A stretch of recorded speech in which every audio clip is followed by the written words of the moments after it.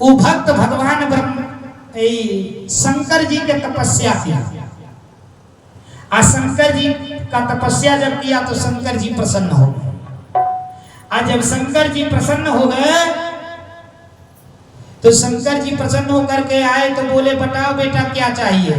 कहा महाराज 3 वरदान। कहले बोलो। पहला नंबर पे कहा कि मैं राजा हो जाऊं। कहले जाओ यो मस्त। दूसरे नंबर पर कहा मैं हमेशा बलवान रहूं। कहले यो मस्त। और तीसरे नंबर पर कहा कि ऐसा बात जब बोलाई तब रोरे चली जाए। बाबू तीसरका में ले जाके शंकर जी को फंसा दिया कि तीसरका वरदान मैंने जब बोलाई तब रोरे चली आई। तो कुछ दिन बीता, शंकर जी को फिर बुला लिया, टप दिया।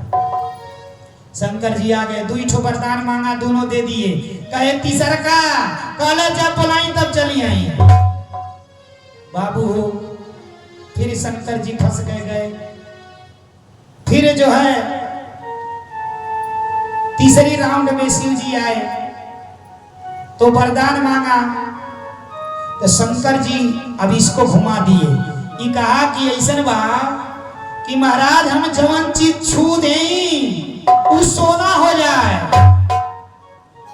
आई एक वरदान और मांग लिया और तीसरका में कहा जब बुलाई तब चली आई। ठीक, अभी पहला मांग लिया गलत वरदान। अभी घर में गया तो पहले कहा कि पहले अपना बेडवा छुए। तो जब बेड छुआ तो बेड सोना हो गया। ठीक है, बेड छुआ सोना का हो गया। वरदान मांगा ताकि जो मैं छू दूं वो सोना हो।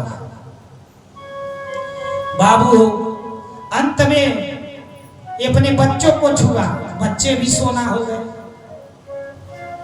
संजोग से पत्नी को छू दिया, वो सोना हो गई।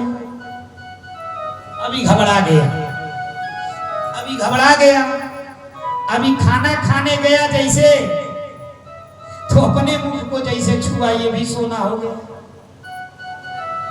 भगवान शंकर जी का बुद्धि काम कर गया।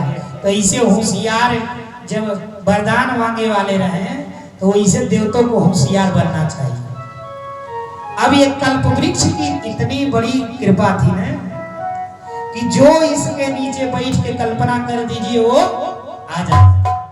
अब इस कल्पवृक्ष को ये हुआ कि राक्षस का एक महत्व समझे, वो क्या करेंगे। अब ये हुआ स्वर्ग जो है, स्वर्ग है वहां ये शोभा बढ़ाएगा। इस कल्पवृक्ष को जो है स्वर्ग में चला जाए। बाबू हो, इसके बाद 13वां नंबर पर जो है 13-14 अमृत के कलश लेकर के धन्वंतरी जी निकल गए। वैद्य धन्वंतरी, बोलिए धन्वंतरी भगवान की। ये भी भगवान के ही अवतार मानेंगे। धन्वंतरी जी अमृत के कलश लेकर के दौड़े निकले। आज जब लेकर के निकले, जैसे अमृत के कलश देखे ये दैत्य मुंह छोड़ दिए मथना। अब मंथन छोड़ करके अब दैत्य दौड़ पड़े। अब इधर देवता दैत्य दोनों आपस में छीना झपटी चल रहा है। छीना झपटी चल रहा है।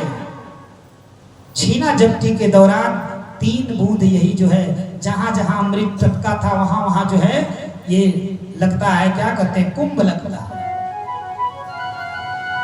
हरिद्वार, नासिक, इलाहाबाद जहां जहां टपका जो है वही कुंभ लगता है, वही अमृत का कुंभ। अब जो है ये आपस में लड़ने लगे।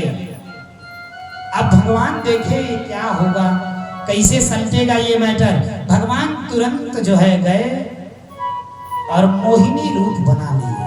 बोलिए मोहिनी भगवान की। मोहिनी रूप बनाए, खूब सुंदर स्त्री का रूप।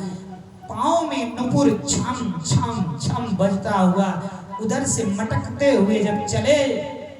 अभी दैत्य देख करके सब मोहित हो गए।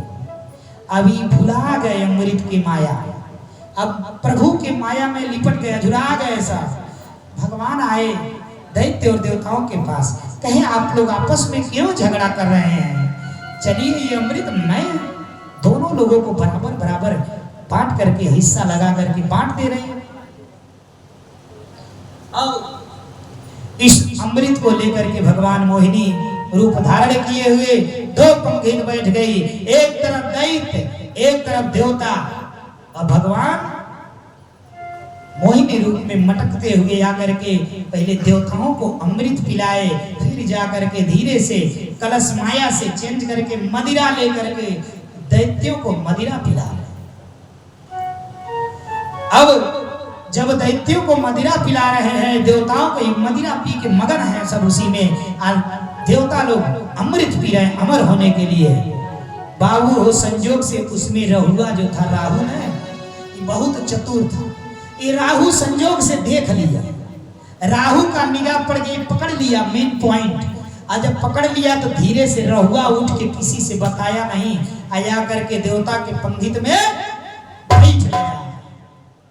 आज जब देवताओं के पंडित में बैठ गया तो अब अमृत चलाते हुए जब आए, भगवान गलती से अब अमृत उसको भी दे दिए। अमृत जैसे ही दिए, चंद्रमा और सूर्य दोनों देख लिए, दोनों भगवान से कहे, अरे प्रभु वो दैत्य बैठ गया इसमें राहु। भगवान ने तुरंत सुदर्शन चक्र लिया और सुदर्शन चक्र चलाया, और जैसे सुदर्शन चक्र चला जाकर के राहु के गले को काट दिया।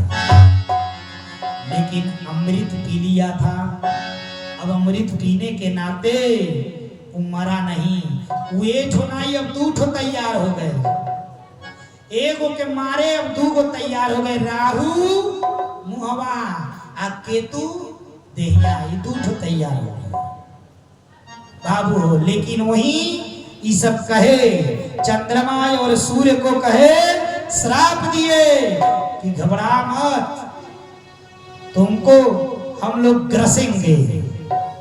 जो सूर्य ग्रहण और चंद्र ग्रहण लगता है वो राहु का ही प्रकोप रहता, राहु केतु जो है उस समय इनको ग्रसित करते हैं। इस तरह से दैत्य और दानव, देवता और दानव में घमासान युद्ध हुआ, और घमासान युद्ध हुआ जिसमें देवताओं का विजय हुआ, दैत्य पराजित हुआ। अब इसके बाद आगे की शेष कथा कल 2 बजे की बेला में, इतनी वक्त की बाड़ी विराम के